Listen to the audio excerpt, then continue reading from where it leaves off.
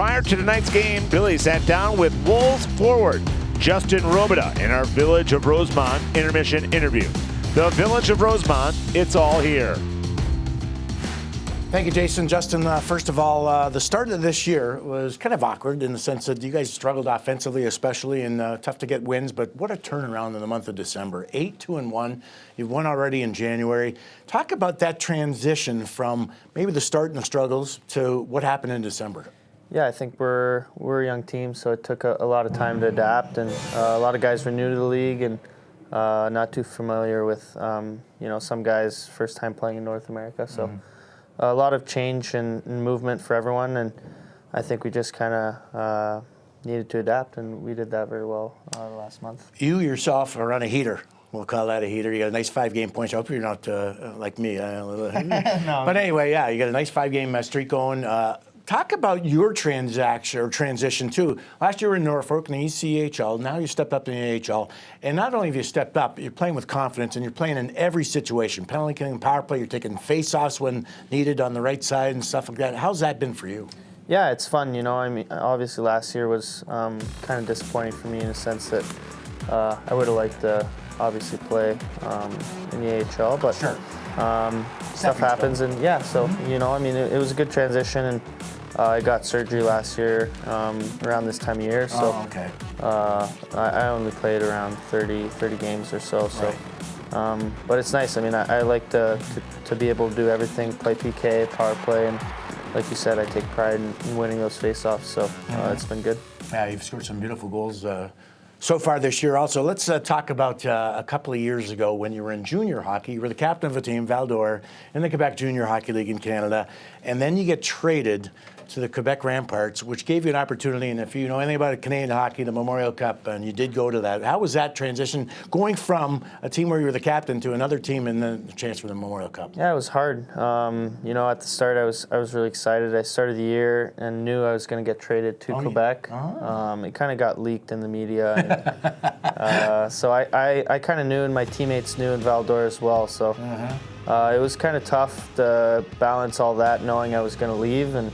But obviously, when you have a chance to play in a big market like Quebec, and that finals, we had maybe 19,000 fans. So it was really NHL atmosphere, and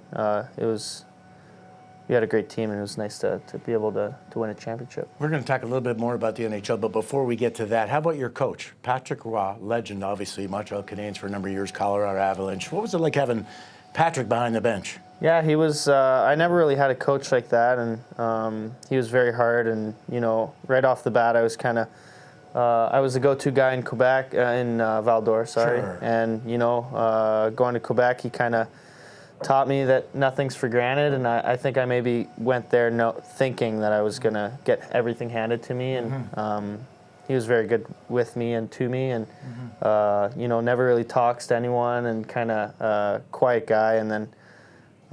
Get to know him, and he was a really amazing, great person. And a lot of people, he didn't really snap at us at all. Obviously, we didn't lose. We didn't lose very much, obviously, so that helped. But he was great, and I think everyone likes him, and everyone that has coached him, NHL guys that have, he coached, right. And guys all like him. So he's a great guy. Let's talk about a unique childhood. First of all, born in Plano, Texas, that alone. And then growing up with what you have talked about as your idol, pretty unique. Your father played over 950 NHL games. You were pretty young. You were able to see a lot of it, too. So what was it like, first of all, growing up with your father doing what he did, as we see some action there for Dallas? Yeah, it was really special. I mean, that, too, you kind of take it for granted. And going to school, I was like, yeah, I'm going to the Stars game. And, people just kind of...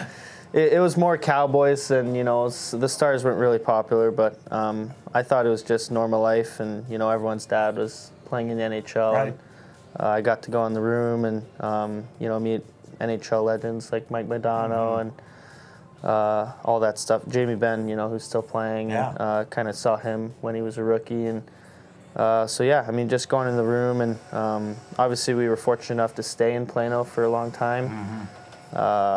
He played here in Chicago for a bit, but I don't remember that. I was 1 year old or whatever. So But we stayed most of it in Dallas, and it was so grew up there, and hockey was very unique, and people aren't very passionate about hockey, but Big difference. it was fun, and I have great memories of Texas. Lastly, before I let you go, I got to ask you about last Saturday was actually country night here, and you're a big country fan, but I have to ask you about guitar playing. Do you have a guitar now? I don't. I have to. It's a passion, yeah. Yeah, it is something I got to get into. There's a couple guys on the team that have one, and Bradley Nadeau is one, so he's my roommate this year, so I hear him play a little bit, so I'll have to borrow it, and he'll have to teach me someday. Well, you'll be picking guitars and not picking cherries. Yeah. Justin, thanks for joining us. Keep up the great work. Thank you. We'll be back with more of the first intermission after this.